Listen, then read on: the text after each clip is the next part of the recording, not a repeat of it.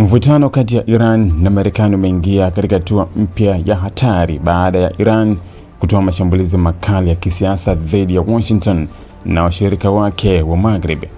Katika mkutano mkubwa na waandishi wa habari uliofanyika hii leo Jumatatu Mei 11 mwaka 2026 mjini Tehran, msemaji wa Wizara ya Mambo ya Nje Ismail Baghei alisema wazi kuwa Marekani ndio tishio kubwa zaidi kwa amani na usalama wa kimataifa, akiituhumu Washington kwa kuchochea vita, migogoro na ukosefu wa utulivu katika eneo la Mashariki ya Kati kwa miongo mingi.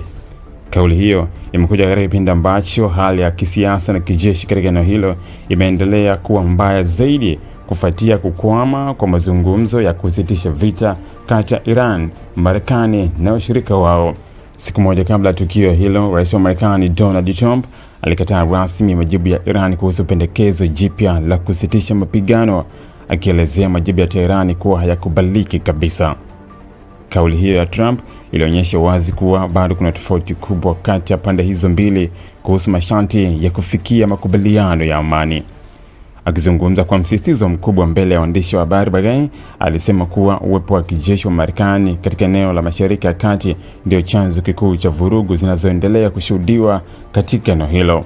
Alisema Marekani imejenga mtandao mkubwa wa kambi za kijeshi katika nchi mbalimbali za Ghuba, jambo ambalo kwa mujibu wake limekuwa likiongeza hofu, mashambulizi na migogoro ya kisiasa badala ya kuleta utulivu. Kwa mujibu wa Ismail, Iran inaamini kwamba Marekani imekuwa ikitumia nguvu zake za kijeshi kuilazimisha Mashariki ya Kati kuendelea kuwa katika mazingira ya vita ya kudumu.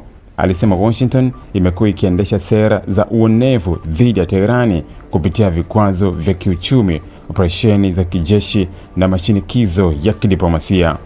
Katika mkutano huo, Baghei aliorodhesha rasmi masharti ambayo Iran inataka yatimizwe ili kufikia makubaliano ya kusitisha vita.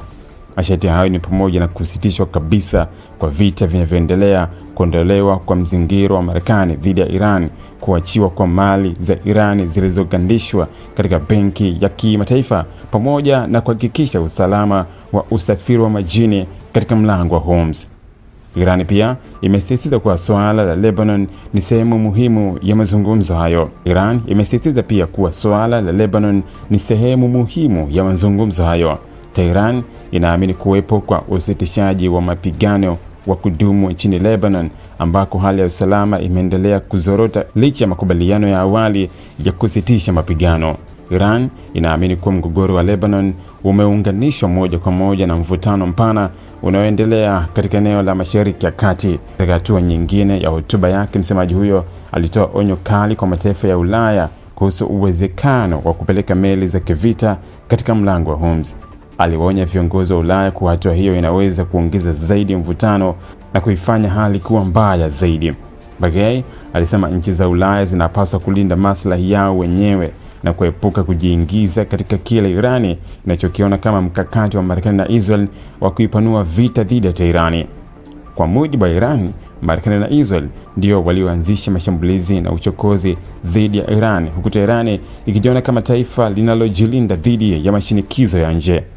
Kauli hizo zimekuja wakati mlango wa Hormuz ukiendelea kuwa kitovu cha mgogoro mkubwa duniani. Njia hiyo nyembamba ya bahari ni moja ya maeneo muhimu zaidi katika biashara ya mafuta duniani, ambapo sehemu kubwa ya mafuta ya kimataifa hupita hapo kila siku. Kufungwa au kuzuiwa kwa njia hiyo unaweza kusababisha kupanda kwa bei ya mafuta duniani na kuathiri uchumi wa mataifa mengi. Baadhi ya wachambuzi wanaamini kwa Iran inajaribu kutumia mlango wa Hormuz kama karata muhimu ya kisiasa ili kuishinikiza Marekani kulegeza vikwazo na kukubali masharti yake katika mazungumzo ya kusitisha vita. Wengine wanaona kuwa Marekani nayo haitaki kuonyesha udhaifu mbele ya Tehran, jambo linalofanya uwezekano wa kufikia makubaliano kuwa mgumu zaidi. Ili kuwa mwanafamilia bora wa Global TV, usisahau kusubscribe, like, kushare na kucomment. Baada ya kusubscribe, bonyeza alama ya kengele ili kupata taarifa kwa kila video inayopanda Global TV Online.